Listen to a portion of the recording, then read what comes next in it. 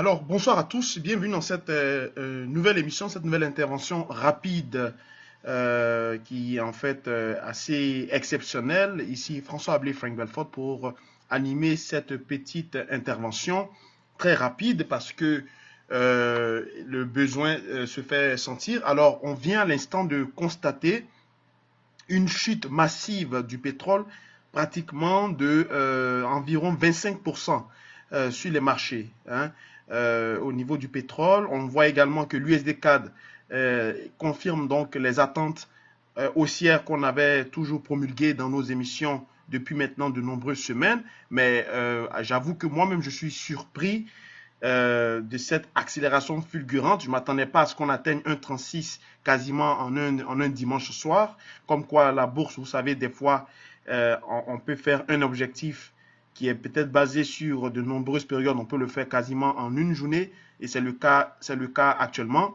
Tant mieux pour ceux qui sont comme moi, qui ont acheté l'USD CAD à 1,33. Voilà, je ne m'attendais pas à ce qu'on atteigne rapidement, aussi rapidement ce niveau. On est quasiment sur des plus hauts records. On a le SP500 aussi qui est pratiquement dans les cordes. Hein. Encore une fois de plus, on est dans le bear market dont j'avais toujours défendu comme argumentaire. Si vous me suivez sur les réseaux sociaux, on est quasiment en perte d'environ 5% à l'ouverture de ce soir. Et également l'or qui est aussi en achat massif et qui est positif de 1,45 voire 46%. D'accord? Donc on est quasiment en train d'atteindre le seuil des 1700 points. D'ailleurs, l'or, on sait tous que l'or, il est en direction des 1750, 1760. Ok. Alors, pourquoi j'ai fait cette vidéo rapide? C'est tout simplement parce que, comme vous l'avez constaté, on voit un gap baissier puissant c'est-à-dire qui a brisé ce range qui est ici. On a fait un gap quasiment de 25%.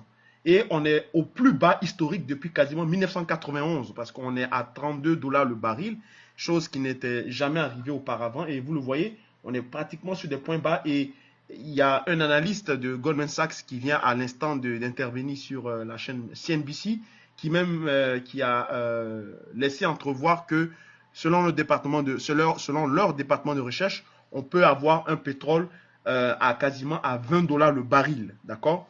Et cette situation est inquiétante parce que ça fragilise les pays qui sont exportateurs du pétrole, comme par exemple producteurs et exportateurs, bien sûr, comme par exemple le Canada, parce que le Canada et les États-Unis ont le même type de pétrole. C'est l'exploitation du pétrole des schistes, donc hyper polluant, très sale, et on a besoin donc d'avoir un pétrole aux alentours des 50 $ le baril, seuil qui a été fixé par une convention entre les membres de l'OPEP et le groupe de Vienne. Justement, pourquoi est-ce qu'on a ce gap immense?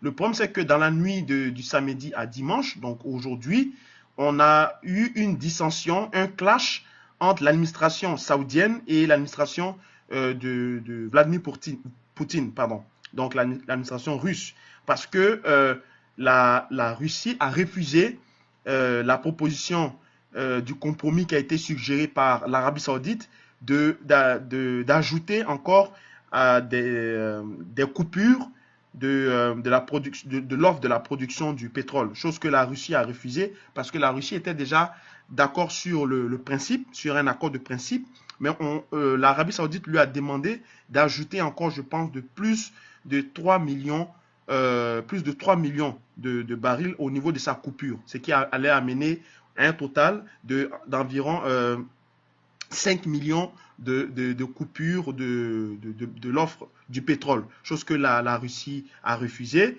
Donc ça a créé un clash entre l'administration russe et l'administration saoudienne qui a laissé entrevoir qu'elle s'en fichait complètement du prix du pétrole et qu'elle pouvait en pomper autant qu'elle le souhaite, même si le pétrole serait à 1 $ le baril. Donc c'est cette clash, cette dispute-là qui a créé donc on va dire une rupture entre les différents participant à cette réunion de ce soir et qui a donc propulsé les marchés baissiers, comme on le voit ici, à un point bas au niveau quasiment des années 80-90, vous comprenez? Et donc, ça veut dire que le pétrole, en fait, euh, contrairement à ce que d'autres personnes pensaient, comme quoi les indices, bien sûr, la demande, en fait, j'ai oublié de rappeler, la demande est bien sûr impactée par cette histoire de coronavirus qui a donc débouché sur une absence de la demande mondiale qui était jusque-là contrôlée par la Chine à peu près à 35%. Et on demandait donc d'intervenir sur l'offre parce qu'une une demande déficitaire entraîne donc une offre forcément excédentaire. Donc il fallait intervenir sur l'offre pour couper la production qui est en cours afin de restimuler l'appétit et l'intérêt pour le pétrole, chose que la Russie a refusé. Alors, les répercussions à moyen long terme, c'est quoi? C'est que si on a des mouvements drastiques comme ça qui se font, le problème c'est que vous le voyez sur le SP500, beaucoup d'entreprises quand même du SP500 dépendent aussi du pétrole, de l'exploitation et de l'exploration du pétrole. Le SP500 qui est quitté quasiment de 3400, il est aujourd'hui ce soir dimanche 8 mars à 2830. On pourrait pratiquement se diriger vers le seuil des 2500, d'accord? Et avoir un pétrole à 20 dollars le baril. Alors, dans ce cas, la question magique, c'est est-ce que ce serait le point bas à acheter? Moi, je dirais que pourquoi pas, oui. Un pétrole à 20 dollars, je ne crois pas que euh, on va dire les plus puissants du G8 ou du G7, parce que le G8, c'est G7 plus la Russie qui s'est retirée, tantôt qui se retire, qui se rajoute des fois. Donc, est-ce qu'ils vont laisser le pétrole aller jusqu'à un seuil quasiment en dessous de 20 dollars?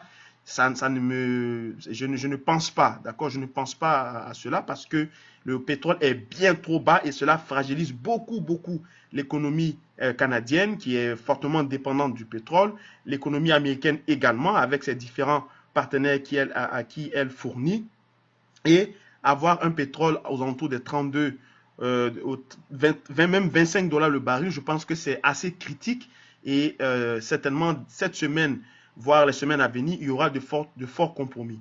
Alors, on voit également que l'USD-CAD, qui, à cause de l'affaiblissement complet du pétrole, l'USD-CAD qui se dirige quasiment aussi en gap vers le seuil des 1,36, on a touché quasiment les 1,3600 et on se dirige, pourquoi pas, si ça continue, mais je pense que le pétrole va se ressaisir aux alentours des 20-25 dollars le baril, mais si ça continue, on pourrait avoir également un USD-CAD qui file tout droit vers les 1,40 voire les 1,45. D'accord? De toute façon, demain, on en reparlera dans l'analyse hebdomadaire, des stratégies hebdomadaires. Ce soir, ce n'est une petite émission rapide, émission spéciale pour cette situation exceptionnelle qui se passe sur le marché, qui a été provoquée donc par la Russie, par un clash entre la Russie et l'Arabie Saoudite.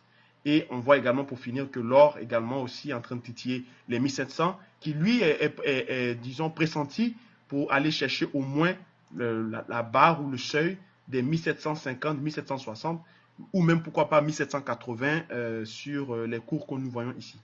Alors merci d'avoir suivi ce petit point flash pour illustrer la situation qui se passe actuellement sur les marchés. On suivra ça attentivement de près. Sur ce, passez une bonne soirée, bon week-end, bonne fin de semaine, et bon dimanche soir également. Et on se retrouve demain pour les analyses hebdomadaires. Merci, au revoir.